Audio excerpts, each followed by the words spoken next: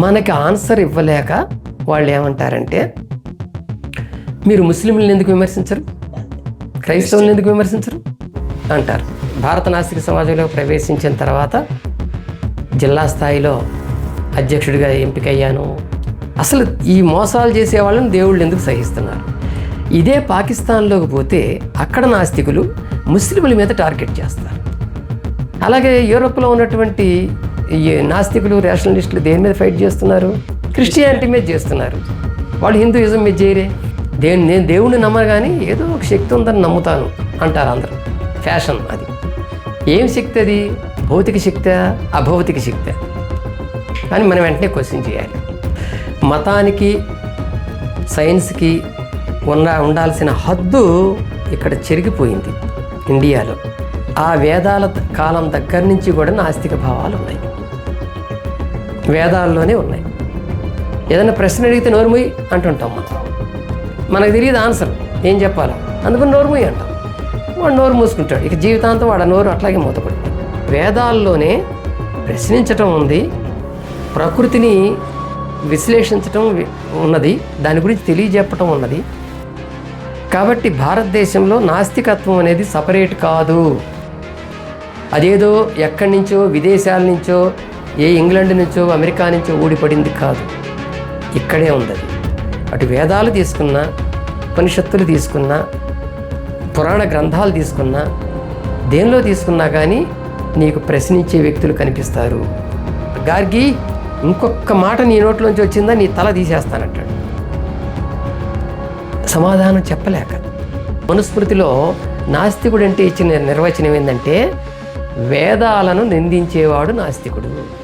MNS మిత్రులారా, అదేవిధంగా అందరికీ, అంటే మేము మీట్ విత్ ఎ లెజెండరీ ప్రోగ్రామ్ని దేవరాజ్ మహారాజ్ సార్ దగ్గర నుంచి ప్రారంభించుకొని జీలకర్ర శ్రీనివాస్ అన్న, పాస్టర్ సతీష్ అన్న, అదేవిధంగా తర్వాత మొన్న వహీద్ అన్నను, తర్వాత సుదర్శన్ సార్ని తీసుకోవడం జరిగింది.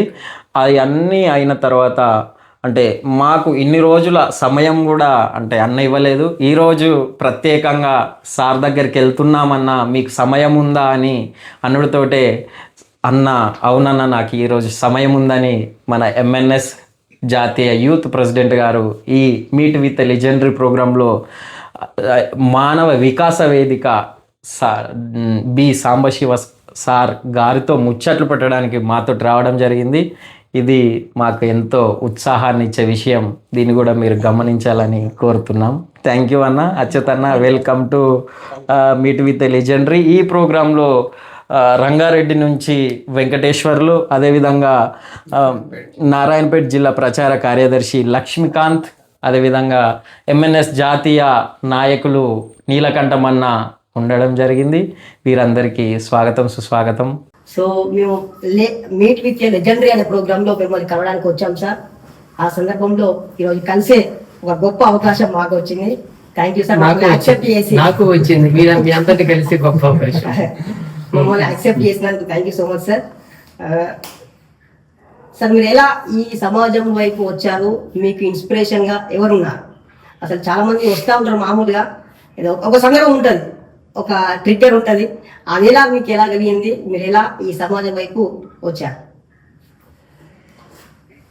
మీలాగే నేను కూడా చిన్నప్పుడు ఆస్తిక కుటుంబంలో పుట్టినవాడిని. బి రామకృష్ణ గారితో చార్వాక ఆశ్రమం స్థాపించినటువంటి బి రామకృష్ణ గారితో నాకు చిన్నప్పుడే పరిచయం అయింది. 8th class చదువుతున్నప్పుడే.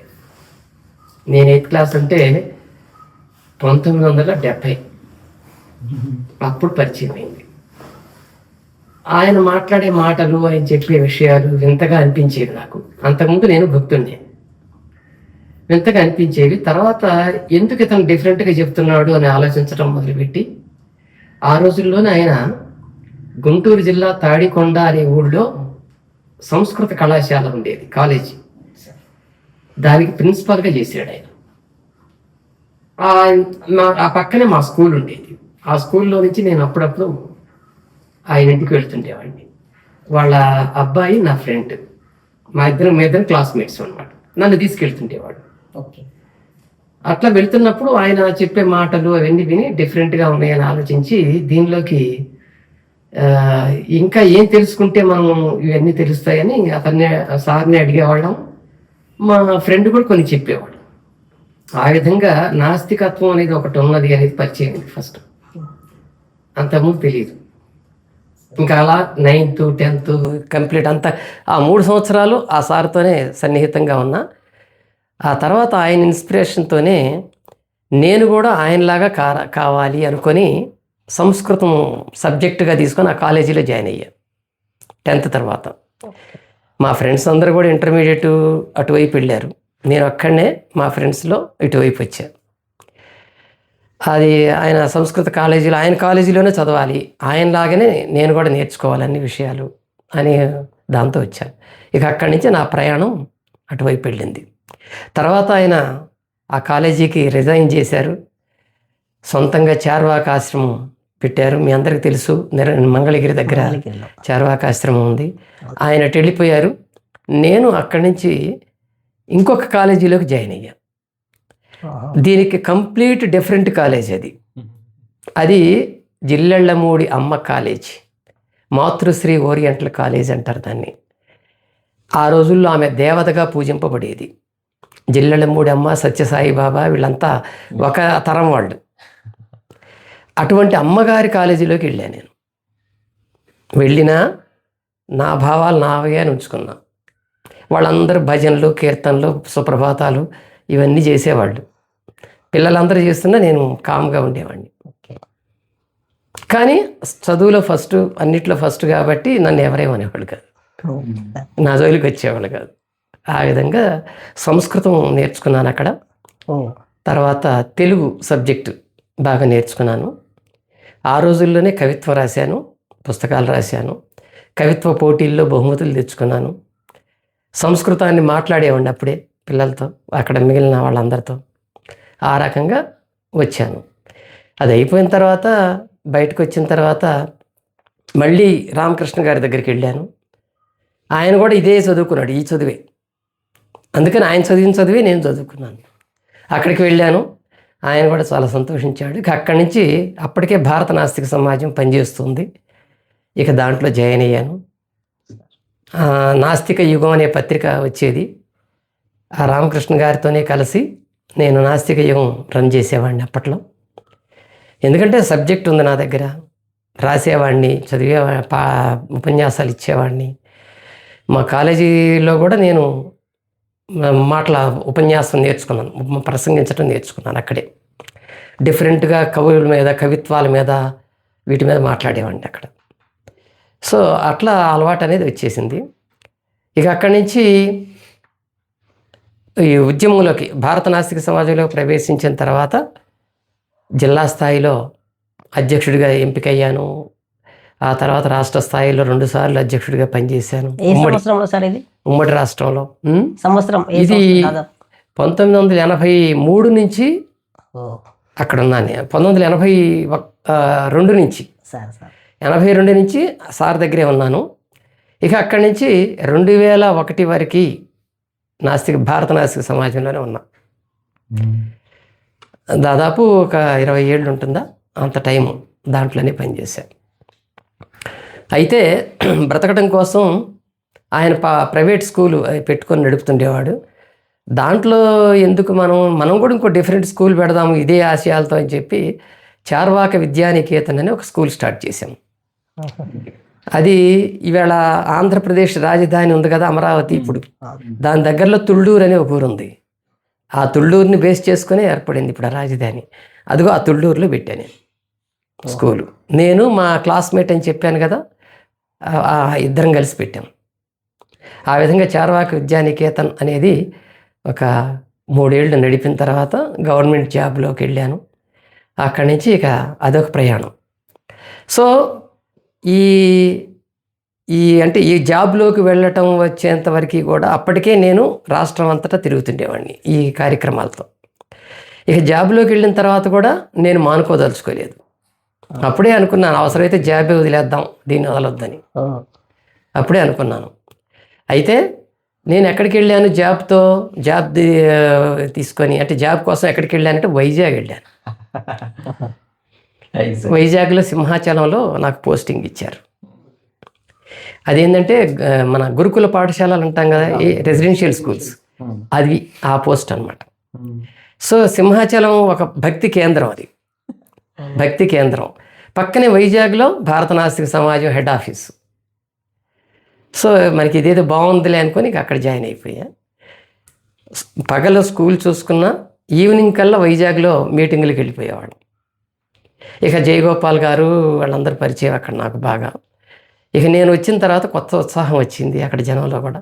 ఎందుకంటే అప్పటికే పత్రిక నడిపిన అనుభవం ఉంది, ప్రసంగాలు చేసిన అనుభవం ఉంది, తర్వాత డిఫరెంట్ పీపుల్ దగ్గరికి వెళ్ళినటువంటి అనుభవం కూడా ఉంది. ఒక రచయితగా, ఒక కవిగా అన్నీ నాకు ట్యాగ్ ఉన్నాయి. అది చూసి అక్కడ వాళ్ళు చాలా హ్యాపీగా ఫీల్ అయ్యారు. నేను వెళ్ళిన తర్వాత స్ట్రెంగ్తన్ అయింది బాగా భారత నాస్తిక సమాజం అక్కడ. ఆ తర్వాత రకరకాల ప్రొఫెసర్స్తో కానీ విద్యావంతులతో కానీ నేనే మాట్లాడటం, వెళ్ళటం వాళ్ళతో ఇవన్నీ జరిగేవి.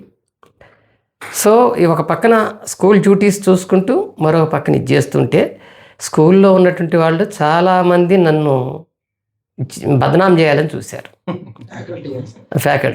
ఫ్యాకల్టీ అంటే దాదాపు ఒక 45 మంది టీచర్స్ ఉండేవాళ్ళు. పిల్లలు 800 మంది పిల్లలు ఆ స్కూల్లో. ఉదయం నుంచి రాత్రి వరకు డ్యూటీస్ ఉంటాయి. నేను నాస్తికవాదం ప్రచారం చేస్తున్నానని అక్కడ ఉన్నటువంటి బ్రాహ్మణ ఉద్యోగులు ప్రత్యేకంగా మా ఆఫీసర్లకి కంప్లైంట్స్ ఇచ్చారు. వాళ్ళు వచ్చారు, మేము ఇట్లా చేస్తున్నామట. అది నా హాబీ, నా పర్సనల్ ఇది. స్కూల్ డ్యూటీస్లో నేను ఎప్పుడూ ఏమీ ఇబ్బంది పెట్టలేదు ఎవరికి అని చెప్పేదంటే వాళ్ళు పిల్లల్ని కూడా ఎంక్వైరీ చేసుకున్నారు. సార్ అద్భుతంగా చెప్తారండి పాఠాలు, అది ఇదని వాళ్ళు మంచి కంప్లైంట్ ఇది ఇచ్చారు. దాంతో వాళ్ళు నన్ను ఏం చేయలేకపోయారు. అట్లా స్కూలులో నేను దాదాపు 28 years వర్క్ చేశాను. యాజ్ ఎ టీచర్గా, ట్రైన్డ్ గ్రాడ్యుయేట్ టీచర్గా, పోస్ట్ గ్రాడ్యుయేట్ టీచర్గా అండ్ ప్రిన్సిపాల్గా గురుకులాలనే. నా కెరీర్లో దాదాపు 4000 మంది 10th స్టూడెంట్స్ పాస్ అయ్యారు. నా కెరీర్లో నా సబ్జెక్టు ప్రతి ఒక్కళ్ళు ఫస్ట్ క్లాసులోనే పాస్ అయ్యారు. అది నాకున్న రికార్డు. నా స్టూడెంట్స్లో ఒక్కళ్ళు కూడా ఫస్ట్ క్లాస్ కన్నా తక్కువ మార్కులు రాలేదు. ఇప్పటికీ నన్ను మర్చిపోరు నా పిల్లలు ఎవరు కూడా. సో అది ఉంది కాబట్టి ఇక ఆఫీసర్స్ కానీ ఎవరేం చేయలేకపోయేవాడు. నేను నాస్తికత్వమే చెప్తుండేవాడిని క్లాసుల్లో కూడా. నేను చెప్పే సబ్జెక్టు తెలుగు అంటే సాంస్క్రిట్, ఈ 2 చెప్తుండేవాడిని. సంస్కృతం, తెలుగు, ఆ రెండిట్లోనే ఈ దేవుళ్ళ ప్రసక్తులు ఇవన్నీ వస్తాయి. వాటిని విడమరిచి చెప్పేవాడిని. సరే, మధ్య యాక్చువల్ చాలామంది అటు ఉద్యోగం చేస్తున్న వ్యక్తులు ఎవరైతే ఉన్నారో, ప్రభుత్వ ఉద్యోగులు కానీ ప్రైవేట్ కానీ, ఈ మూఢనమ్మకాల గురించి కానీ లేకుంటే హేతువాదం గురించి కానీ, సమాజంలో ఉన్న అజ్ఞానాన్ని తొలగించడానికి పనిచేయాలంటే, నాస్తికత్వం గురించి చెప్పాలంటే భయపడతా ఉన్నారు. ఇప్పుడు మీరు చెప్తా ఉంటే నిజంగా చాలా ఆశ్చర్యంగా అనిపిస్తా ఉంది. మీరు ఉద్యోగంలో ఉంటూ కూడా ఇటు సమాజంలో ఉన్న హేతువాదాన్ని పరిచయం చేయడంలో, అజ్ఞానాన్ని పోగొట్టడానికి నిజంగా గ్రేట్ సార్. అసలు ఇప్పుడున్న పరిస్థితులు అది ఎవరు కూడా యాక్సెప్ట్ చేయట్లేరు, దాన్ని ప్రచారం చేయడానికి ముందుకు రావట్లేదు. మీరు ఇప్పుడు ఒక ఇన్స్పిరేషన్. ఒక ఉపాధ్యాయుడు అయితే నాకు ఒక బిరుదు ఇచ్చాడు, బ్రహ్మద్వేషి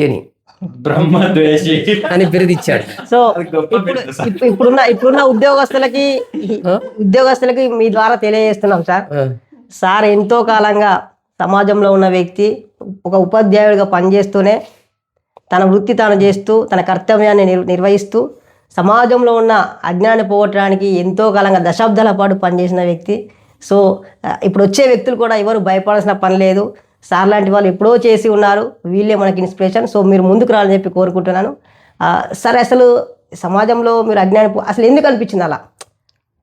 ఇది నేను ఎందుకు వెళ్ళాలి, ఈ సమాజం కోసం పనిచేయాలని ఎందుకు అనిపించిందంటే జనంలో ఉన్న అజ్ఞానం మెయిన్గా నన్ను బాధ పెట్టేది. చాలా విషయాలు బాధ పెట్టేవి.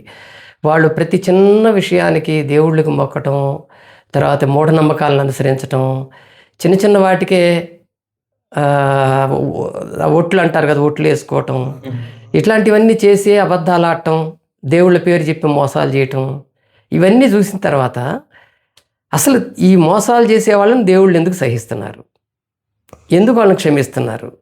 వాళ్ళు కొబ్బరికాయలు కొడుతుంటే లేకపోతే వాడు గుళ్ళకి వెళ్ళి గుండ్లు కొట్టించుకుంటుంటే దానికి దేవుళ్ళు ఎందుకు వాళ్ళని క్షమిస్తున్నారు?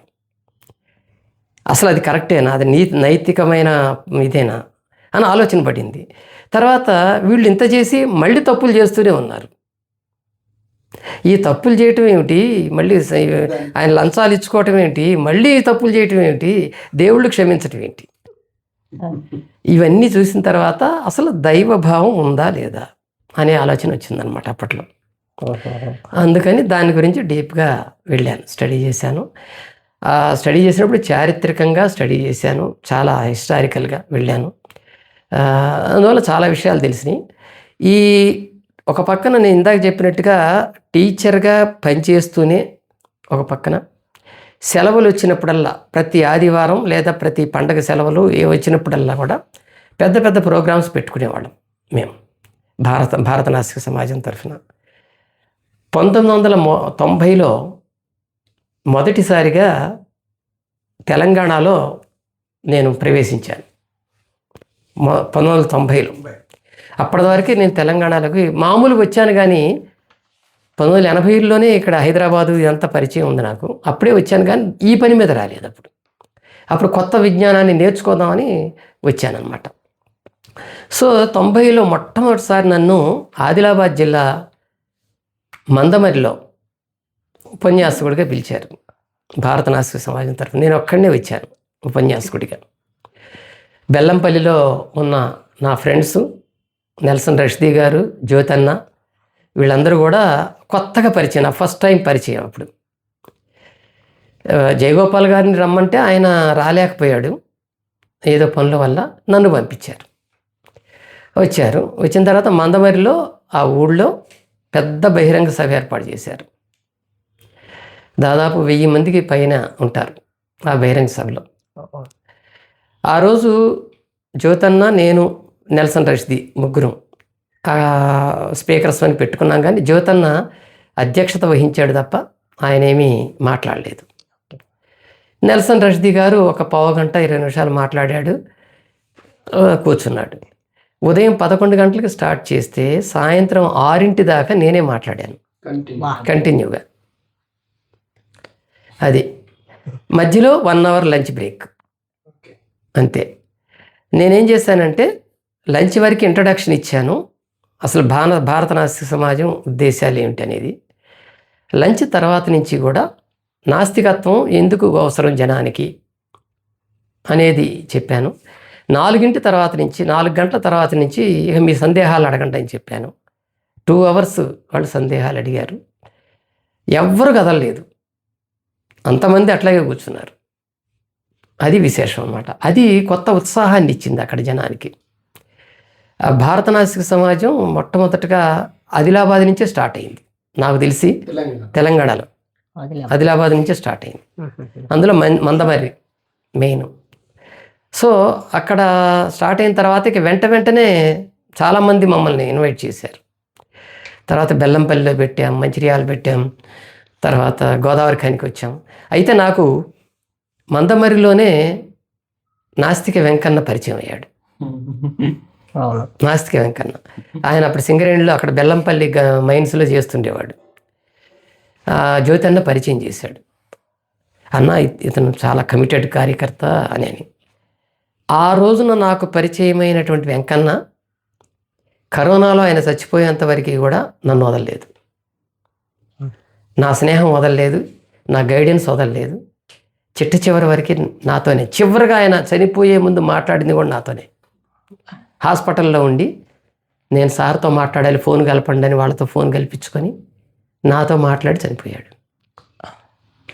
మీరు ప్రయాణిస్తున్న సందర్భంలో మీకు ఏమైనా ఎదురయ్యాయి సార్ ఇలాంటి దాడులు? అంటే మీరు కామన్ అయ్యి ఎవరికైనా వస్తాయి. మీకు బెల్లంపల్లి అక్కడ అయితే నాకు ఎదురు కాలేదు, కానీ పెద్దపల్లిలో ఒకసారి మేము మీటింగ్ పెట్టాము.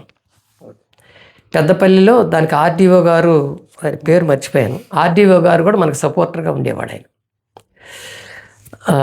ఇది ఎప్పుడంటే 1994లో జరిగింది. ఇది 94లో. ఇక 90 తర్వాత నుంచి చాలా చోట్ల గోదావరి ఖని, పెద్దపల్లి, మంచిర్యాల, జన్నారం, ఇంకా ఆ ఏరియా అంతా ఇక అక్కడి నుంచి మొదలైంది ప్రయాణం. చాలా చోట్లకి వెళ్ళాం. అయితే పెద్దపల్లిలో ఆర్డీఓ గారు మన వాళ్ళందరూ వెళ్ళి ఆర్డీఓ గారిని పర్మిషన్ తీసుకొని ఇట్లా మేము మూఢనమ్మకాలకు వ్యతిరేకంగా ఇది పెడతామంటే పెట్టమన్నారు. పెట్టమన్నప్పుడు ఆ పెద్దపల్లిలో నేను, జయగోపాల్ గారు అండ్ సుజరే అని ఉండేవాడు, ఎస్ జయరామిరెడ్డి గారు, ఆయన రాయలసీమ, ఆయన, మేము ముగ్గురం స్పీకర్స్వి. నాకు మొట్టమొదటిగా జీడి సారాయి అక్కడే పరిచయం అయ్యాడు పెద్దపల్లిలో. ఇక మేము ముగ్గురు మాట్లాడుతున్నప్పుడు జయరామిరెడ్డి గారు కొంచెం ఆవేశపరుడు, ఆయన భూస్వామ్య కుటుంబం నుంచి వచ్చాడు. ఎవరన్నా ఏదైనా క్వశ్చన్ చేస్తే ఓపికగా సమాధానం చెప్పే శక్తి ఉండదు ఆయన దగ్గర. ఈయన మాట్లాడుతూ ఒక మాట తూలాడు, ఆత్మ లేదు, దేవుడు లేదు, దయ్యం లేదా, అది ఇదని. అక్కడ ఆర్ఎస్ఎస్ వాళ్ళు ఎక్కువ మంది ఉన్నారు వచ్చిన వాళ్ళు. వెంటనే ఒక అతను లేచి, అయ్యా ఆత్మ లేదంటున్నారు కదా అని చెప్పి ఒక క్వశ్చన్ వేశాడు. ఇప్పుడు ఆత్మ లేదంటున్నారు శరీరంలో, లేదన్నప్పుడు మనందరం ఒక మాట అంటుంటాం, ఇది నా చెయ్యి, ఇది నా పుస్తకం, ఇది నా కన్ను, ఇది నా మొహం, నా చెయ్యి, ఇట్లా అంటుంటాం. ఈ నా అనేది ఏమిటి అన్నాడు ఆయన. నేను అంటారు కదా, నేను అంటే ఏమిటి, నా అనేది ఏమిటి అని అడిగాడు ఆయన. ఈయన జవాబు చెప్పకుండా ఇట్లాంటి చిన్న చిన్న ప్రశ్నలు అడుగుతావా నువ్వు నన్ను? నేనేందనుకున్నావు, ప్రిన్సిపాల్గా చేశాను నేను, డిగ్రీ కాలేజీ ప్రిన్సిపాల్, ఇట్లాంటి చిన్నవి అడుగుతావా నువ్వు అని అట్లా అన్నాడు. ఆయన ఏమన్నాడంటే, అవతల ఆర్ఎస్ఎస్ నాయకుడు, అయ్యా నేను అడిగినది చిన్న ప్రశ్నైనా మీరు చిన్నగా జవాబు చెప్పండి దాన్ని వివరించి, తప్పేముంది అని ఆయన అన్నాడు. ఆయన మంచిగానే అడుగుతున్నాడు, ఈయన రెచ్చిపోతున్నాడు. ఇంకా వాళ్ళందరూ గోల్ చేయటం మొదలుపెట్టారు. చేస్తే ఇక సార్ మీరు కూర్చోండి అని నేను లేచి, దానికి చార్వాకులు ఏమైతే రిప్లై ఇచ్చారో పూర్వకాలంలోనే, ఈ క్వశ్చన్ పాతది, చాలా పాతది, అది ఫిలాసఫీ తెలిసిన వాళ్ళకి తెలుస్తుంది. సార్కి ఫిలాసఫీ తెలియదు. ఆయన కాలేజీ ప్రిన్సిపాల్గా పనిచేశాడు, అంతా చేశాడు, కానీ ఆ ఫిలాసఫీ వైపు వెళ్ళలేదు ఆయన. సో ఫిలాసఫీలో చార్వాకులు దానికి ఏం ఆన్సర్ ఇచ్చారో అదే నేను వాళ్ళకి వివరించాను. అప్పుడు వాళ్ళు సైలెంట్ అయ్యారు. సార్ ఇలా చెప్పొచ్చు కదా సార్, ఆ సార్ ఏంది అట్లా మాట్లాడతాడు. ఏంటి సార్ మరి ఆన్సర్ ఏంటంటే, చాలా టైం కూడా పడుతుంది మనకి అట్లా వివరాల్లోకి వెళితే. మీరు ఈ పర్సనల్ ఇవన్నీ అడుగుతున్నారు కాబట్టి నేను వీటిని చెప్తున్నాను. అవి మీరు కావాలంటే సపరేట్గా క్వశ్చన్స్ అడగచ్చు, దానికి చెప్తాను. సో ఇట్లాంటివి జరిగినాయి. అక్కడే ఒక బాబా, ఆయన పేరు తానీష్ బాబానో ఉంది. ఒక ఆయన ముస్లిం అనమాట, పెద్దపల్లిలోనే ఆయన అంతరాలు కడుతున్నాడు. కడుతుంటే చాలామంది క్యూ ఇస్తున్నారు. ఆయన ఏం చేస్తున్నాడంటే, రాగానే మనిషి ముఖం చూసి నీ పేరు ఫలానా, నీకు ఫలానా జబ్బు ఉంది, అందుకే నా దగ్గరకు వచ్చావు అని చెప్తున్నాడు. అది ఆయనకి చాలా ఆశ్చర్యం వేసింది అక్కడ అందరికీ. అయ్యి మనం చెప్పకుండానే అన్నీ కనుక్కుంటున్నాడు అని. దాని బండారం బయట పెట్టాం మేము. మా మిత్రుడు, నా colleague Vikram, musician, famous musician, ఆయన దాని బండారం బయట పెట్టాడు. దాంతో హైలైట్ అయింది. అక్కడి నుంచి ఆయన దుకాణం ఎత్తేసాడు ఆ బాబా. సో ఇట్లాంటివి అక్కడ మాకు జరిగినాయి. ఇంకా కొన్ని చోట్ల కరీంనగర్లో ఒక సందర్భంలో కూడా ఇట్లాగే జరిగింది. క్వశ్చన్స్ వేస్తుంటే కొంతమంది రెచ్చిపోయారు, వాళ్ళకి ఆన్సర్స్ ఇచ్చాము, అది జరిగింది. తర్వాత వరంగల్లో ఇట్లా జరిగింది. ఇవన్నీ మాకు చాలా ఉన్నాయి చెప్పుకుంటా పోతే. ఇవన్నీ మనకేంటంటే ఇక్కడ ప్రధానంగా ఎదురయ్యే వాళ్ళు ఎవరంటే హిందూ మతతత్వవాదులు. ఎందుకు ఎదురవుతారంటే, మనం ఫిలాసఫీ నాస్తికవాదం అనేది చెప్తున్నామంటే, నాస్తికవాదం ఎక్కడి నుంచి వచ్చింది అంటే హిందుత్వం నుంచే వచ్చింది. ఈ గడ్డ మీద నుంచే, అంటే ఇండియాలో నుంచే వచ్చింది. ఇండియాలో నుంచి వచ్చిన దానికి ఎందుకు వచ్చిందంటే, హిందువుల మీద, బ్రాహ్మణుల మీద వ్యతిరేకంతోనే వచ్చింది. అది వాళ్ళు చేసే పనుల మీద నుంచే వచ్చింది. అందువలన మనం చెప్పే వాటిని ఫస్ట్ వ్యతిరేకించేది వాళ్ళే. మనకి ఆన్సర్ ఇవ్వలేక వాళ్ళు ఏమంటారంటే, మీరు ముస్లింలను ఎందుకు విమర్శించరు, క్రైస్తవులను ఎందుకు విమర్శించరు అంటారు. నిజానికి వాళ్ళని కూడా మనం విమర్శిస్తాం. కానీ ఇక్కడ ప్రధానంగా జనానికి ఏది ఇబ్బంది కలిగిస్తుందో దాని మీద దృష్టి పెట్టినప్పుడు అది బ్రాహ్మణిజమే. అందువల్ల దానికి సంబంధించిన వాళ్ళకి సంబంధించినటువంటి పవిత్ర గ్రంథాలు, వాళ్ళు అనుకునే పవిత్ర గ్రంథాలు, ఉపనిషత్తులు, వేదాలు, పురాణాలు, భగవద్గీత, తర్వాత వాళ్ళు చెప్తున్న మాటలు కానీ, వాళ్ళు చేస్తున్న ఆచారాలు కానీ, వాళ్ళు చేస్తున్న వ్రతాలు, నోములు, ఇవి కానీ జనాన్ని ఎలా మాయ చేస్తున్నాయో, మభ్యపరుస్తున్నాయో, ఆ జనాన్ని చైతన్యపరచడానికి, వాళ్ళల్లో శాస్త్రీయ విజ్ఞానాన్ని పెంచడానికి మనం ఇక్కడ నాస్తికులు ప్రధానంగా కృషి చేస్తున్నాం.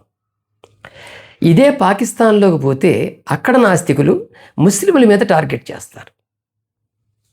ఆ ముస్లింలు చెప్పేటువంటి మాయ మాటలు, వాళ్ళు చేసే మోసాలు, వాటి మీద టార్గెట్ చేస్తారు. తస్లిమా నస్రీన్ ఎవరిని టార్గెట్ చేస్తున్నారు? హిందువులనా? ఆ ముస్లిం కమ్యూనిటీ నుంచి వచ్చింది. అందుకని ముస్లింలు చేసే అన్యాయాల మీద ఆమె ఫైట్ చేస్తుంది. ఆమె ఎథీస్ట్. అలాగే యూరోప్లో ఉన్నటువంటి ఈ నాస్తికులు, రేషనలిస్టులు దేని మీద ఫైట్ చేస్తున్నారు? క్రిస్టియానిటీ మీద చేస్తున్నారు. వాళ్ళు హిందూయిజం మీద చేయరే. మీరు హిందువుల మీద ఎందుకు చేయరు, ముస్లింల మీద ఎందుకు చేయరని అడిగితే ఎట్లా? మన కళ్ళ ముందు ఏది ప్రమాదకరంగా ఎక్కువ మందికి బాధించే విధంగా ఉందో దాన్ని టార్గెట్ చేస్తాం. అది మనం గుర్తుంచుకోవాలన్నమాట. అందువల్ల మనకి ఎక్కువగా అక్కడి నుంచే వస్తుంది ప్రెజర్, కూడా అట్నుంచే వస్తుంది. అందుకే ఇట్లాంటి అనుభవాలు వాళ్ళ నుంచి మనకు ఎదురైనాయి. ముస్లిమ్స్ నుంచి కూడా ఒకటి రెండు ఉన్నాయి. అవి నాకు కాలేదు, కానీ జయగోపాల్ గారికి ఎదురైనాయి. ఆయన ఇస్లాం మీద బుక్ రాసినప్పుడు అది అట్లా ఎదురైనాయి. ఆయన దానికి కౌంటర్ ఇచ్చాడు, కరెక్ట్గానే ఇచ్చాడు. తర్వాత క్రిస్టియానిటీ నుంచి ఎదురైనాయి. ఆ క్రిస్టియానిటీ నుంచి ఎదురైన వాటిని నెల్సన్ రష్దీ గారు, ఆయన క్రిస్టియన్ మీద బాగా స్టడీ చేశాడు, ఆయన ఎదుర్కొన్నాడు. తర్వాత వైజాగ్లో విజయ కోటేశ్వరరావు అని ఉన్నాడు, ఆయన ఎదుర్కొన్నాడు. ఇట్లా దేనిలో స్పెషలైజేషన్ ఉన్నవాడు దాన్ని ఎదుర్కోవటం అనేటువంటిది మనం చూస్తాం. సో అట్లా స్పెషలైజేషన్ ఏంటనే దాని మీద చూస్తాం. అందువలన ఇవన్నీ కూడా మనకు ఎదురవుతున్నాయి, మొదటి నుంచి వస్తూనే ఉన్నాయి ఇవన్నీ కూడా.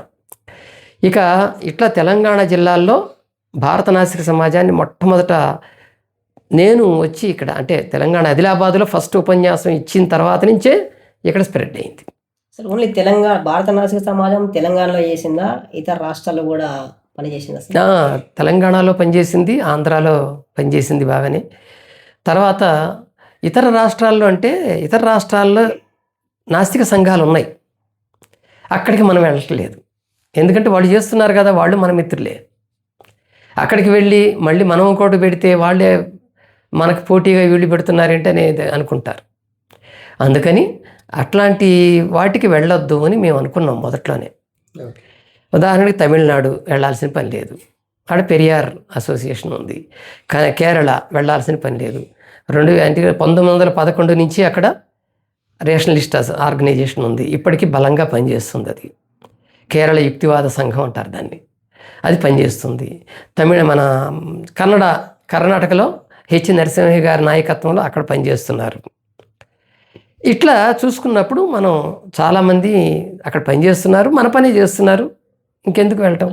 మాత్రం సందర్భాన్ని బట్టి వీళ్ళందరినీ ఏకం చేసి 2 ఏళ్లకు ఒకసారి వీళ్ళందరూ ఏమేమి చేస్తున్నారు కార్యక్రమాలు అనేది ఒకళ్ళకొకళ్ళు తెలియజేసుకోవటానికి ఫిరా అనేది పెట్టుకున్నాం.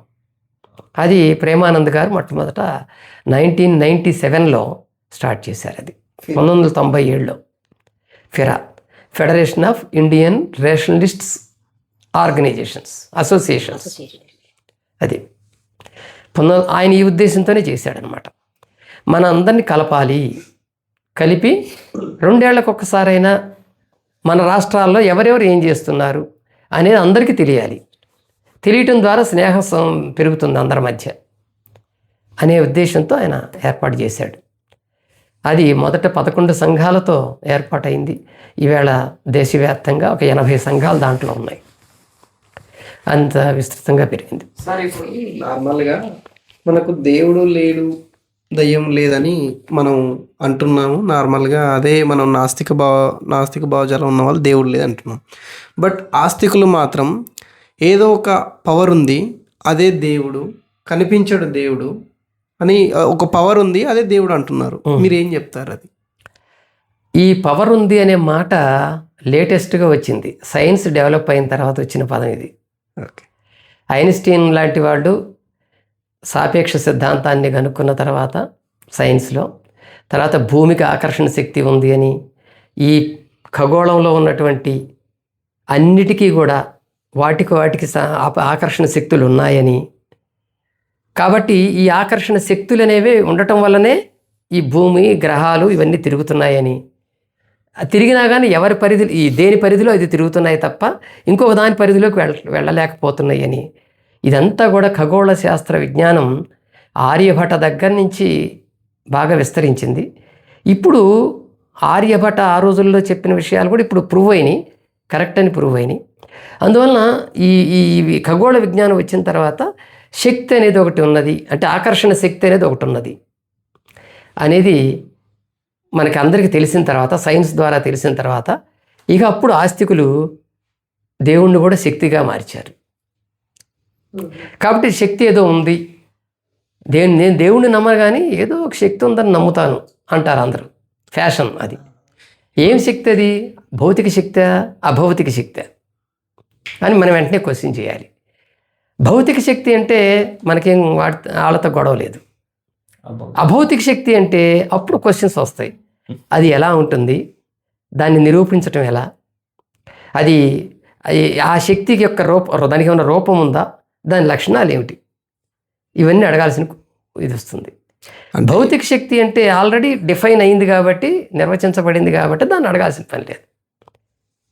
సో ఈ శక్తి ఉంది అని నమ్మే వాళ్ళకి వేయాల్సిన ప్రశ్న ఏంటంటే అది అభౌతికమా భౌతికమా అంటే. సార్ ఇప్పుడు సైన్స్ని ఎక్కువగా మన అభివృద్ధి చెందే దశలో ఇప్పుడు రాకెట్ని పైకి ఆకాశంలోకి పంపించే సమయంలో ఇప్పుడు పూజ చేస్తున్నారు, ఆ టైం చూసుకొని పంపిస్తున్నారు. అంటే ఆ టైం చూసుకొని దేనికి పంపిస్తున్నారు అంటే మనం అక్కడికి వెళ్ళే రీచ్ అయిన టైంలో అదొక సఫిషియెంట్గా వెళ్తుందన్న ఉద్దేశంతో, లేకపోతే మన పూజారులు పెట్టే మన ఉంటుంది కదా సార్ టైమింగ్స్ అలానా, లేకపోతే కొబ్బరికాయ కొట్టి బొట్టు పెట్టి ఇవన్నీ మన ఏదైతే హిందూ ధర్మం హైందవ ధర్మం ఏదైతే చేస్తున్నదో అంతా సైన్స్ వాళ్ళు ఇప్పటికీ చేస్తూనే ఉన్నారు. ఇప్పుడు సైన్స్ ఏదైతే ఒక సైన్స్ అంటే మీరు ఒక రాకెట్ గురించి ఆలోచిస్తున్నారు. ప్రతిదానికి ఇల్లు కట్టాలంటే పూజలు, అవును, లేదా ఏదన్నా పిల్లవాడికి ఏదైనా పుట్టినరోజు చేయాలంటే పూజలు, పెళ్ళిళ్ళు చేయాలంటే పూజలు, అన్నిట్లోకి కల్చర్లో అన్నిట్లోకి కూడా ఇది ప్రవేశించింది. మతానికి సైన్స్కి ఉండాల్సిన హద్దు ఇక్కడ చెరిగిపోయింది ఇండియాలో. అంటే ఏంటంటే ఇప్పుడు మీరు చెప్పినట్టుగా రాకెట్ ప్రయోగం చేసేటప్పుడు రాకెట్ నమూనాని తీసుకువెళ్ళి నెల్లూరు జిల్లాలో ఉన్న చెంగాలమ్మ గుడిలోనో లేదా తిరుపతి వెళ్ళి ఆ గుడిలోనో పెట్టి పూజలు చేసి ఇదిగో మా ప్రయోగం సక్సెస్ అయింది, దానికి కారణం ఆ దేవుడి దయే అనే పరిస్థితి ఈ మధ్య వచ్చింది. ఈ మధ్య అంటే నా ఉద్దేశం 1985 తర్వాత వచ్చింది. అంటే ఒక 40 సంవత్సరాలు అక్కడి నుంచి వచ్చింది. అంతకుముందు శాస్త్రవేత్తలు రాకెట్లకి పూజలు చేయలేదు. అంటే వాళ్ళు ఇప్పుడు దేవుడు ఉన్నారని నమ్ముతున్నారు కాదు, శాస్త్రవేత్తలు కూడా. శాస్త్రవేత్తలు అంటే శాస్త్రం తెలిసిన వాళ్ళు చదువుకున్నారు, సైన్స్ చదువుకున్నారు, ఖగోళ శాస్త్రం చదువుకున్నారు. ఏ ఉద్దేశంతో చదువుకున్నారు? ఉద్యోగాల కోసం చదువుకున్నారు. అంతేగా తప్ప ఈ శాస్త్ర విజ్ఞానాన్ని నేర్చుకొని మన లైఫ్కి దాన్ని అన్వయింప చెయ్యాలి, మన ఆలోచనల్లోకి దాన్ని తీసుకెళ్ళాలి అనుకొని చదువుకోలేదు వాళ్ళు. ఇండియాలో ఉన్నటువంటి చాలామంది శాస్త్రవేత్తలు 95% ఇదే ఆలోచనతో ఉంటారు. ఒకసారి డాక్టర్ పిఎం భార్గవ గారు సిసిఎంబి ఫౌండర్ డైరెక్టర్, ఆయన ఒక సర్వే చేయించాడు. ఆయనే అందులో పాల్గొన్నాడు. ఎంతమంది శాస్త్రవేత్తలు ఈ భౌతిక ఆలోచనలతో ఉన్నారు, ఎంతమంది అభౌతిక ఆలోచనలతో ఉన్నారనటానికి కొన్ని క్వశ్చనీర్ తయారు చేసి ఇచ్చేశాడు, సర్వే చేశాడు. అప్పుడు తెలిసింది ఏంటంటే ఆయన సర్వేలో 87% ఆస్తికులే. ఓకే. అప్పట్లో ఆయన బ్రతికున్న కాలంలో. ఈ సర్వే కూడా ఎప్పుడు జరిగింది? 90sలో జరిగింది. 91, 92 ఆ టైంలో. ఆయన అప్పుడే రిటైర్ అయ్యాడు ఉద్యోగంలో నుంచి. తర్వాత ఈ సర్వే చేపట్టాడు. ఆ తర్వాత ఇప్పుడు మళ్ళీ పెరిగింది అది. 90s తర్వాత జనరల్గానే దేశంలో హిందుత్వ భావజాలం పెరిగింది. సో అట్లాగే ఆ శాస్త్రవేత్తల్లో కూడా పెరిగింది. ఇంకోటి ఏంటంటే ఈ శాస్త్రవేత్తలు సైన్స్ చదువుకొని డిఫరెంట్ ఫీల్డ్స్లో వాళ్ళు న్యాచురల్ సైన్స్ కానీ, బయాలజీ కానీ, లేకపోతే జువాలజీ కానీ, ఆస్ట్రానమీ కానీ, ఏదైనా కానీ ఈ చదువుకున్నటువంటి వాళ్ళు చాలామంది చిన్నప్పటి నుంచి భక్తి భావంలో నుంచే వస్తున్నారు. అందరు వచ్చినట్లే, ఎక్కువ మంది వచ్చినట్టే వస్తున్నారు.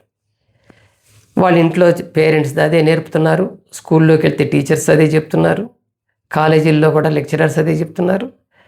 సొంత బుద్ధిని ఉపయోగించే శాస్త్రవేత్తలు మాత్రమే దానికి దూరం అవుతున్నారు. మిగతా వాళ్ళంతా కూడా ఉద్యోగాలు కావాలి, మనకి ఈ సైన్స్ చదివాం కాబట్టి సైంటిస్ట్ కావాలి అనుకునే వాళ్ళంతా కూడా భావ బానిసలుగా మారిపోయి వాళ్ళ వృత్తిలో కూడా నిజానికి ఆ వృత్తిలో దైవభావానికి అవకాశం ఉండదు. ఓకే. ఆ వృత్తిలో కూడా వీళ్ళ వ్యక్తిగత భావాల్ని ప్రవేశపెడుతున్నారు. అది వృత్తి ద్రోహం అంటారు, దాన్ని చేయకూడదు అది. ఇప్పుడు కానీ ఆ ద్రోహం అనే విషయం వాళ్ళకి తెలియదు. చేస్తే అందరు సంతోషిస్తారు, లేదా నా వ్యక్తిగత భావాలని నేను అమలు చేస్తే నా దేవుడు నన్ను కరుణిస్తాడు. ఇప్పుడు స్కూళ్ళల్లో కూడా వినాయకుని పెడతాం. అసలు ఏ విద్యా సంస్థలో అయినా, ఈ గవర్నమెంట్ ఆఫీసులో అయినా దేవుళ్ళ ఫోటోలు పెట్టి కంపల్సరీగా చేయాలని చెప్పి చెప్తా ఉన్నారు. సార్ ఇది మనం మనలాంటి వాళ్ళు ఎలా చెప్తే బాగుంటుంది వాళ్ళకి? ఇది ఏమవుతుందంటే కరవమంటే కప్పకు కోపం, ఎడవమంటే పాముకు కోపం అని ఒక సామెత ఉంది. మనం ఇది అనుకోండి, ఇది చెయ్యొద్దు అన్నాం అనుకోండి, వాళ్ళ కోపం, ఆఫీసర్లకి కోపం.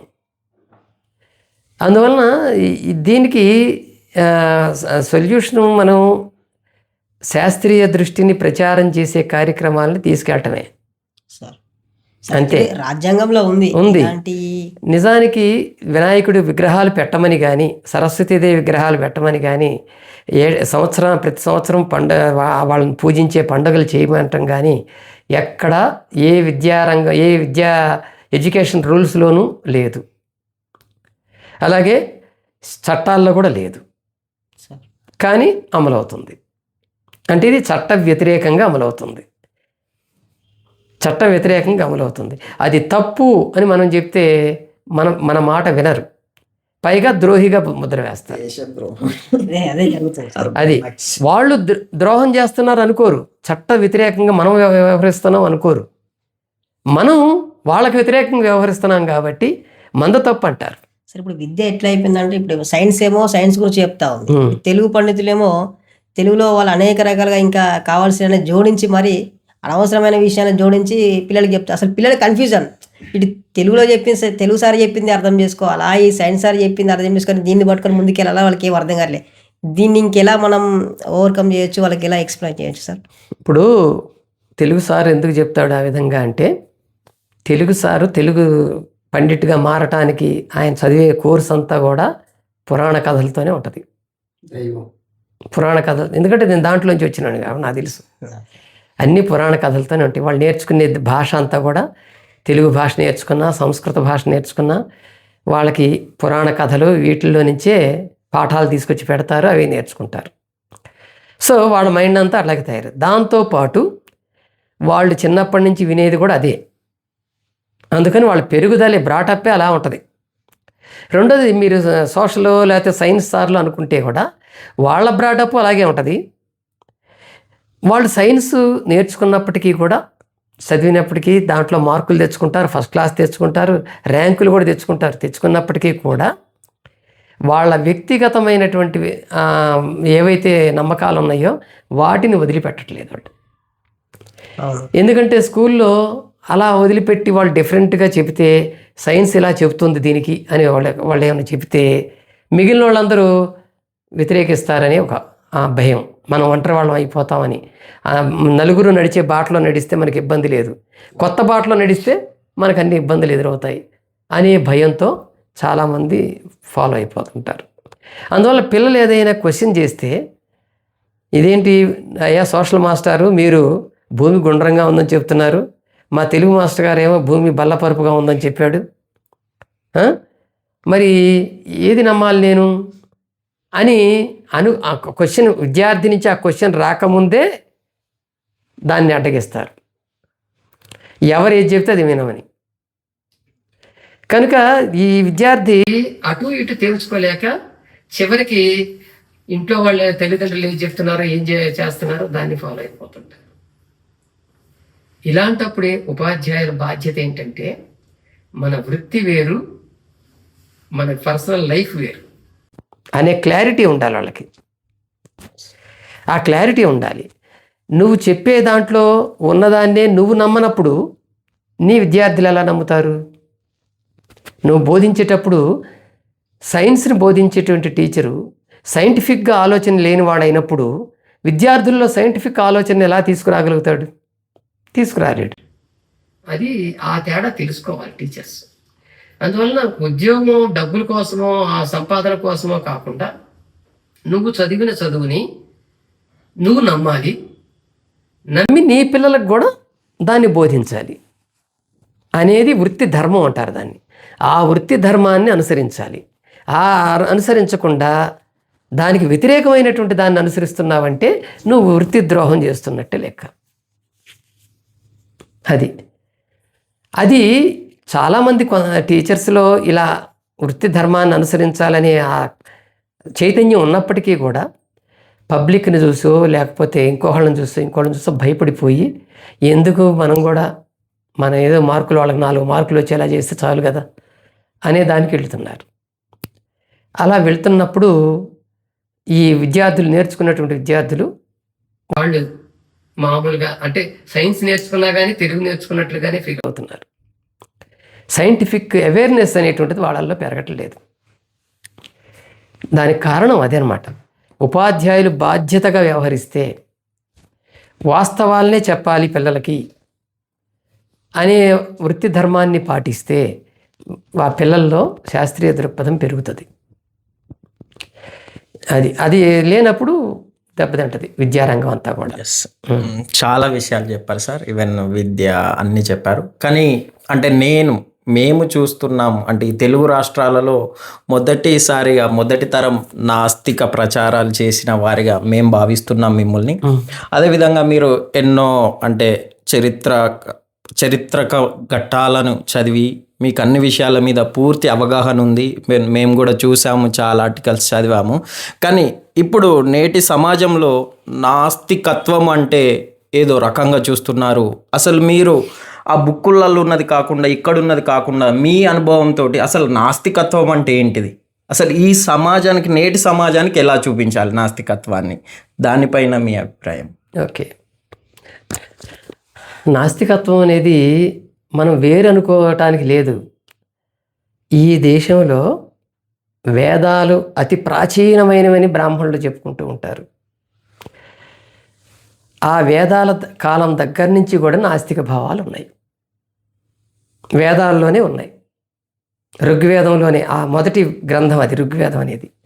దానిలోనే ప్రకృతి పరిశీలన, ప్రకృతిలో జరిగే వాటిని ప్రశ్నించటం అనేటువంటిది మనకు అక్కడే కనిపిస్తుంది. సో ప్రశ్నించటం అనేటువంటి దానిలో నుంచే నాస్తికత్వం కానీ అవసరం లేదు, నాస్తికత్వం కానీ ఏవైనా వస్తాయి. హేతువాదం వచ్చినా ఏది వచ్చినా ప్రశ్నించటమే దానికి పునాది.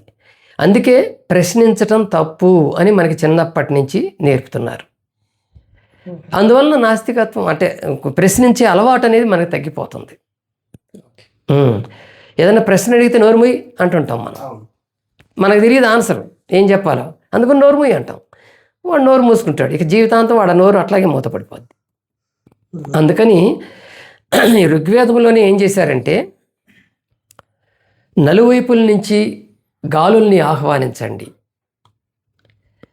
ఈ ప్రకృతిలో కనిపించే ప్రతిదానికి ఒక కారణం ఉంటుంది అనేటువంటి శ్లోకాలు మనకు అందులో కనిపిస్తాయి. ఆ రోజుల్లోనే మనకి ఋగ్వేదంలో ఒక పాత్ర, ఒక రోల్ ఉంటుంది, బృహస్పతి రోల్. అది బృహస్పతి అనేటువంటి వ్యక్తి ఉంటాడు. అతన్ని లౌక్య బృహస్పతి అని పిలిచారు. లౌక్య అంటే లోక అనే అతని యొక్క కొడుకు, లౌక్యుడు అంటారు అతన్ని.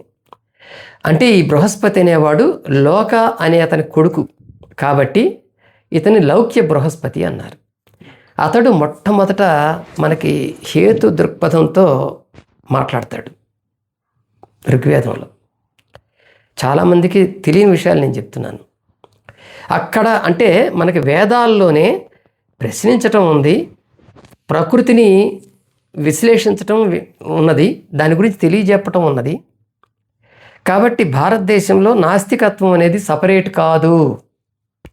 అదేదో ఎక్కడి నుంచో, విదేశాల నుంచో, ఏ ఇంగ్లాండ్ నుంచో, అమెరికా నుంచో ఊడిపడింది కాదు, ఇక్కడే ఉంది అది.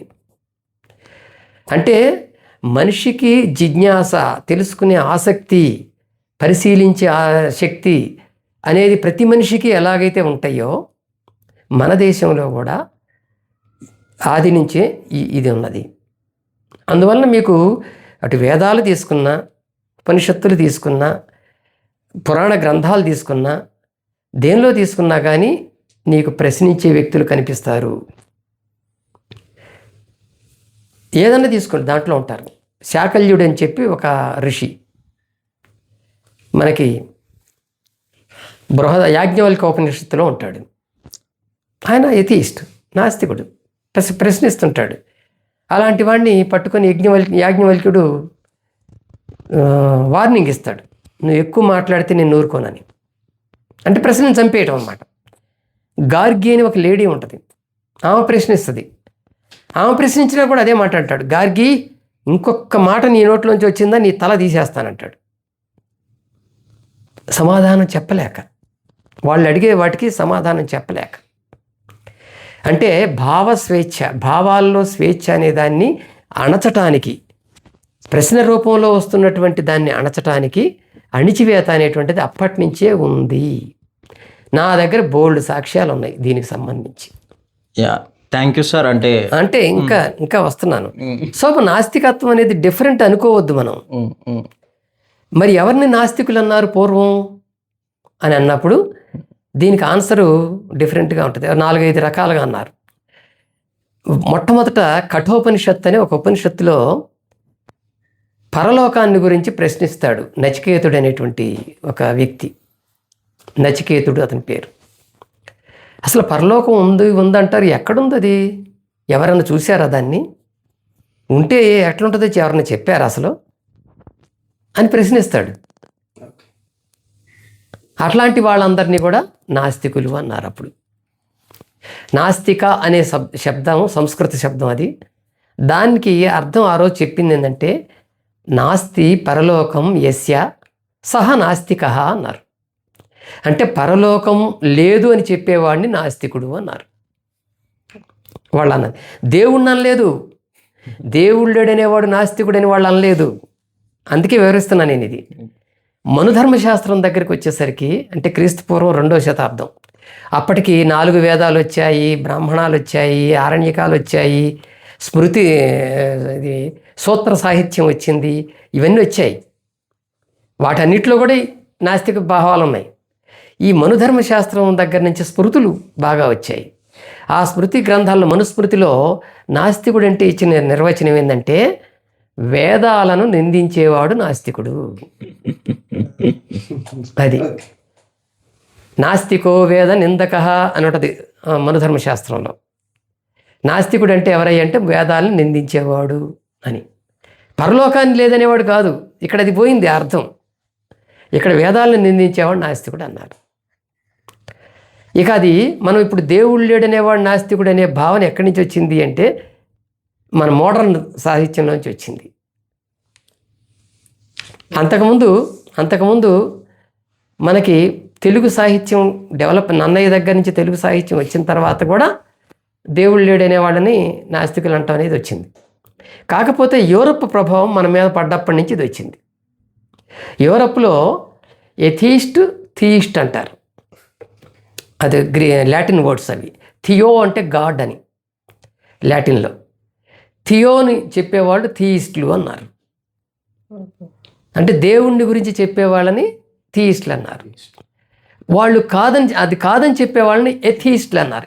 ఏ అంటే యాంటీ అనమాట, యాంటీ థీయిస్టులు, ఎథీయిస్టులు అన్నారు. సో దేవుడు లేడనేవాడు ఎథీయిస్టు, దేవుడు ఉన్నాడనేవాడు థీయిస్టు అనేది అక్కడ కాన్సెప్ట్. అది వాళ్ళు మనకు పరిచయం అయిన తర్వాత ఇది మనం అడాప్ట్ చేసుకున్నాం. ఎథీయిస్ట్ అంటే నా దేవుడు లేడనేవాడిని. అంతకుముందు మనకు అది లేదు. ఎప్పుడు వచ్చారు వాళ్ళంతా ఏరియా నుంచి? గ్రీకు వాళ్ళంతా ఎప్పుడు వచ్చారు మనకి? గ్రీకు రాజులు మన దేశం మీదకి దండయాత్రకు వచ్చారు. అలెగ్జాండర్ దగ్గర నుంచి దండయాత్రలకు వచ్చారు కదా. వచ్చినప్పుడు వాళ్ళ కల్చరు, వాళ్ళ సాహిత్యం అవన్నీ కూడా మన దేశానికి వచ్చినాయి. జ్యోతిష్యం అలా వచ్చింది మన దేశానికి. అంతకుముందున్న జ్యోతిష్యం, ఓల్డ్ జ్యోతిష్యం ఒకటి ఉంది మన ఇండియాలో, అది వేరే. దానికి అంత పవర్ లేదు, అంటే దానికి అంత ఎక్కువ మందిని ఆకర్షించేది లేదు. ఈ గ్రీకు నుంచి వచ్చిన జ్యోతిష్యం ద్వారానే ఈవేళ జ్యోతిష్యులు బతుకుతున్నారు. అట్లా గ్రీకు నుంచి వాళ్ళ భావాలన్నీ కూడా మనకు వచ్చాయి. అందులో ఎథీస్ట్ అనే అర్థం కూడా ఇట్లా వచ్చిందే. సో అది అనమాట. అంతేగాని దేవుళ్ళు అనేవాడు నాస్తికుడు అనేది మన పురాణాలు కానీ ఇవి కానీ ఎక్కడ చెప్పలేదు. అది మనం గుర్తుంచుకోవాలి. కాబట్టి ఈవేళ ఎవరైనా ఉండి దేవుడు లేడు అంటావు, నువ్వు నాస్తికుడివా అన్నాడు అనుకోండి, బాబు నువ్వు హిందూ దృక్పథం నుంచి మాట్లాడుతున్నావా, యూరోపియన్ దృక్పథం నుంచి మాట్లాడుతున్నావా అనాలి. వాళ్ళకి ఏం అర్థం కావు, వాళ్ళకి ఏం అర్థం కాదు వాస్తవానికి. అది యూరోపియన్ దృక్పథం నుంచి మాట్లాడుతుంటే నేను నాస్తికుడిని, నీవు అన్నట్టు నేను దేవుడు లేడనేవాడిని.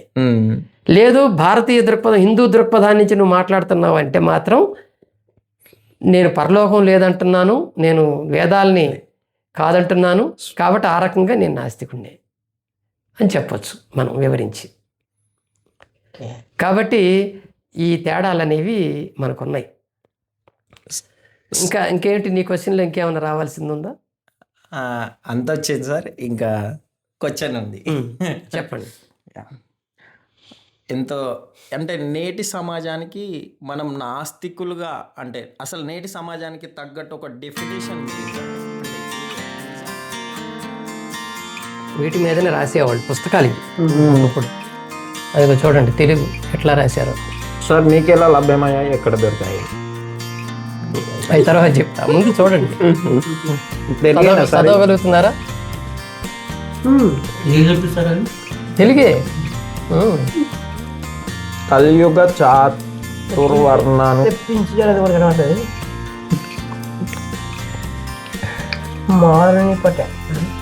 అది ఓల్డ్ తెలుగు అనమాట, ఇప్పుడు తెలుగు కాదు.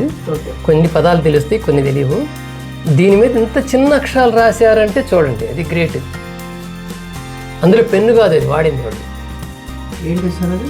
గంటము అంటారు, ఇనప ముక్కుతో ఉంటుంది అనమాట, దాంతో రాశారు. బాల్ పెన్ లాగానే ఉంటుంది కానీ ఇనప ముక్కు. అది తాటాకులు, అందుకే తాటాకులు అనమాట. పట్టుకుంటే విరిగిపోతాయి పాతాయి కాబట్టి. కొత్తగా ఉన్నప్పుడు బాగానే ఉంటాయి. ఇన్ని రోజులు బాగానే ఉన్నాయి. ఎన్ని సంవత్సరాలు అయింది సార్? అంటే ఇది 300 years అయింది. 300 years. అది కూడా అంటే దేని గురించి రాస్తారు అందులో? ఇది కావ్యాలు, తెలుగులో కవులు కావ్యాలు రాస్తారు కదా, అట్లా. సారంగధారి చరిత్ర అనేది అది, ఇది ఇంకో చరిత్ర, ఎట్లా అనమాట. ఒరిజినల్.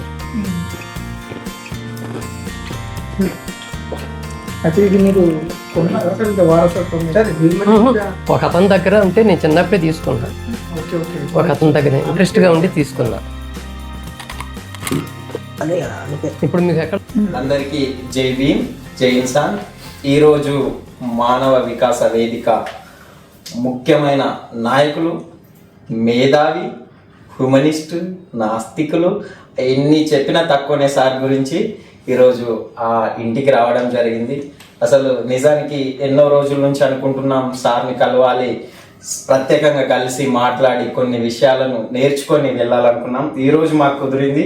అదేవిధంగా మేము ఏదైతే మంచిర్యాల జిల్లాలో కోటపల్లి మండలంలో బోరంపల్లి గ్రామంలో గత 5 సంవత్సరాల నుంచి చేస్తున్న బహుజనుల జ్ఞాన జాతర పోస్టర్ 6వ పోస్టర్ని ఈరోజు ఈ సార్ మేడం తోటి రిలీజ్ చేసుకుంటున్నాము.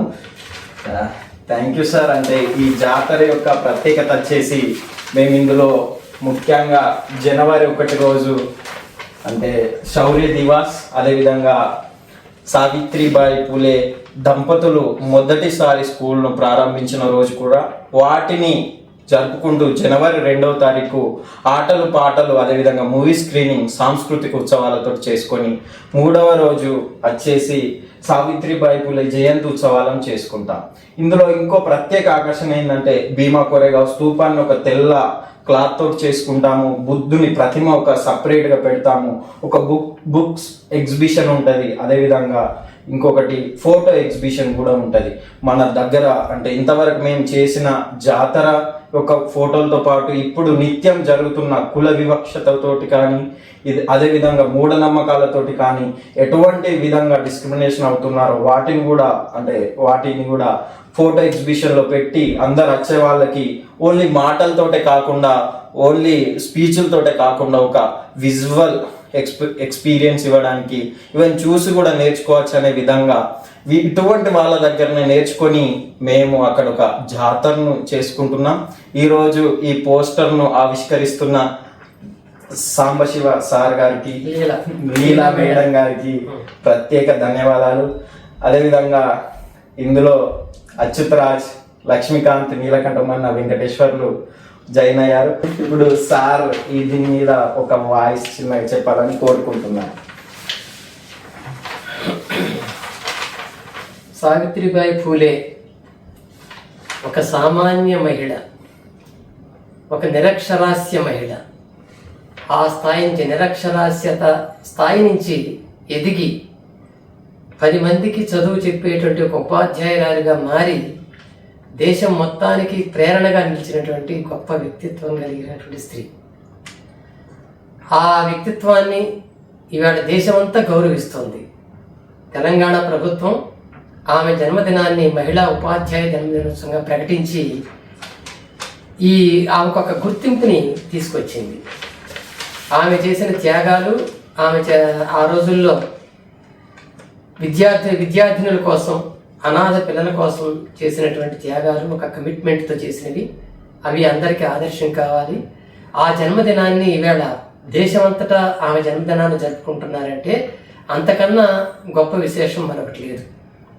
ఎప్పుడైనా ఆమె ఆదర్శం అని ఎందుకు అంటున్నామంటే మనం కూడా మన జీవితానికి ఒక ఆదర్శాన్ని ఏర్పాటు చేసుకొని ఆ విధంగా మనం లేకపోయినా సరే మన ఆదర్శం నిలబడేలాగా చేసుకోగలిగితే అంతకంటే జీవితానికి కావాల్సింది ఇంకోటి లేదు.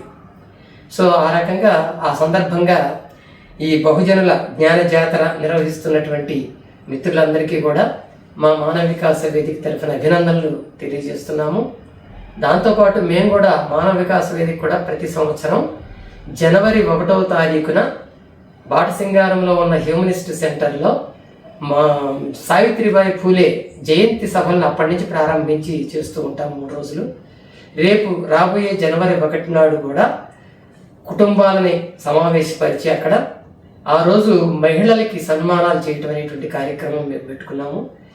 ఈ 2025వ సంవత్సరంలో రిటైర్ అయినటువంటి మహిళా ఉద్యోగులు కానీ లేదా ఉద్యోగంలో చేరినటువంటి మహిళలు కానీ అలాగే స్వచ్ఛంద అంటే ఉపాధ్యాయ వృత్తిలో ఉన్నటువంటి మహిళలు కానీ ఎవరైనా సరే మా దగ్గరికి వస్తే ఆ రోజు వారికి సన్మానాలు ఉంటాయి. సావిత్రిబాయి పూలేని గుర్తు చేస్తూ మేము కార్యక్రమం చేస్తున్నాము. ఏ సంస్థ వాళ్ళైనా రావచ్చు, వాళ్ళు భౌతికవాదులై ఉంటే చాలు, ఏ సంస్థ వాళ్ళైనా రావచ్చు, వచ్చి ఆ సన్మానాలు అందుకోవచ్చు. అది మేము వాళ్ళకి ఇస్తున్నటువంటి ఒక గుర్తింపు మాత్రమే, చిన్న గుర్తింపు మాత్రమే. దానికి ఎవరైనా రావచ్చు. దానికి కావాల్సిన అంటే దాన్ని ఎట్లా రావాలి ఏమిటి అనేటువంటి విషయాలు కావాలన్నప్పుడు మన ఎంఎన్ఎస్ మిత్రులను సంప్రదించిన మా చిరునామా అని చెప్తారు. దీన్ని గమనించి అందరూ రావాల్సిందిగా కోరుతున్నాం. Thank you sir. ఖచ్చితంగా జనవరి 1 రోజు మీరు చేసే కార్యక్రమాలకు మా వంతుగా మేము కూడా చెప్తూ ఉంటాం. మాకు అడిగిన వాళ్ళకి ఈవెన్ ఇక్కడ ఒక హ్యూమనిస్ట్ సెంటర్ ఉంది. ఆ సెంటర్లో మన ఆదర్శవంతులు అందరు కలిసి మనకి మోటివేషన్ ఇవ్వడానికి ఒక సన్మాన కార్యక్రమం చేపడుతున్నారు. దానికి ఖచ్చితంగా ఇక్కడ ఉన్న వాళ్ళు కూడా రావాలని కోరుకుంటూ, ఈ జాతర బహుజనుల జ్ఞాన జాతర 6 పోస్టర్ని ఆవిష్కరించడానికి సమయాన్ని ఈవెన్ సార్ అడగంగానే మేడాన్ని కూడా తీసుకొని వచ్చారు. నాకైతే చాలా సంతోషం. Thank you sir. ఎప్పుడైనా వీలైనప్పుడు ఖచ్చితంగా ఈ ఊరిని మళ్ళొకసారి మీకు ఎంతో అంటే మంచిర్యాల జిల్లా పట్ల ఆదిలాబాద్ జిల్లా అనగానే ఉమ్మడి ఆదిలాబాద్ జిల్లా అనగానే చాలా కనెక్షన్స్ ఉన్నాయి. ఒక ఎమోషనల్ జర్నీ కూడా ఉందని అనుకుంటున్నాను. దీన్ని కూడా ఒకసారి విజిట్ చేయాలని కోరుకుంటూ ఇంతటితో ముగిస్తున్నాం. Thank you. జై భీమ్, జై ఇన్సాన్.